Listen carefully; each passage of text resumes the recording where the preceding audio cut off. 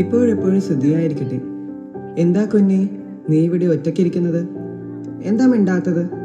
അയ്യോ, ഞാൻ ആലോചിക്കുകയായിരുന്നു ഈ ക്രിസ്തുമസിന്റെ പ്രത്യേകത എന്താണെന്ന്.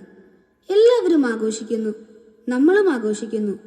കേക്ക് മുറിച്ച്, വൈനൊക്കെ കഴിച്ച്, പിന്നെ ഭക്ഷണം കഴിച്ച്, ചിക്കനും മട്ടനും കൂട്ടി ഒരു പിടി പിടിക്കും. ഇതല്ലേ അച്ഛാ നമ്മുടെ ക്രിസ്തുമസ്? ഇതല്ലാതെ വേറെ എന്താണ് പ്രത്യേകത? ക്രിസ്മസ് എന്ന് പറഞ്ഞാൽ വെറും ആഘോഷമല്ല കുഞ്ഞെ. അത് നമ്മുടെ കർത്താവ് യേശു മിശിഹ ഭൂമിയിൽ മനുഷ്യനായി അവതരിച്ചതിൻ്റെ ഓർമ്മ തിരുനാളാണ്. ഈശോയെ സ്വീകരിക്കുവാൻ നാം ഒരുങ്ങേണ്ടതുണ്ട്. നമ്മുടെ ഹൃദയത്തിൽ വന്ന് ഉണ്ണി യേശു പിറക്കുന്നതിന് നമ്മൾ നമ്മെ തന്നെ പൂർണ്ണമായി ഒരു പുൽക്കൂടായി ഒരുക്കണം. കേട്ടോ, ദൈവപുത്രൻ എളിയവരിൽ എളിയവനായി ഒരു കാലിത്തൊഴുത്തിലാണ് അവിടുന്ന് ഭൂജാതനായത്.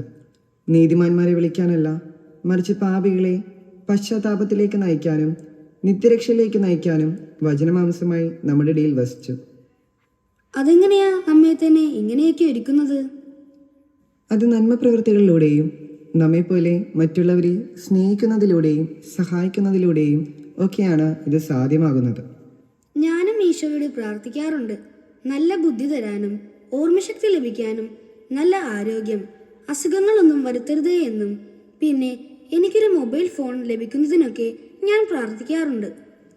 കുഞ്ഞെ, നിന്റെ പ്രാർത്ഥനകളും യാചനകളും ഈ ലോകസുഖങ്ങൾക്ക് വേണ്ടിയുള്ളതാണ്. നീ ദൈവത്തെ ഒരു ATM മിഷനായിട്ടാണ് കാണുന്നത്. എന്ത് ചോദിച്ചാലും ഉടനെ തരുന്ന ഒരു മിഷൻ. നീ ദൈവത്തെ അറിയാനും ദൈവം നിന്നിൽ വസിക്കാനുമൊന്നും നീ പ്രാർത്ഥിക്കുന്നില്ല, യാചിക്കുന്നില്ല. ഇത് നിനക്ക് മനസ്സിലാകുന്നതിന് വേണ്ടി ഞാൻ ഒരു നുറുങ്ങ് കഥ പറയാം. ഇതുവഴി നീ ദൈവത്തെ കണ്ടെത്തും, തീർച്ച.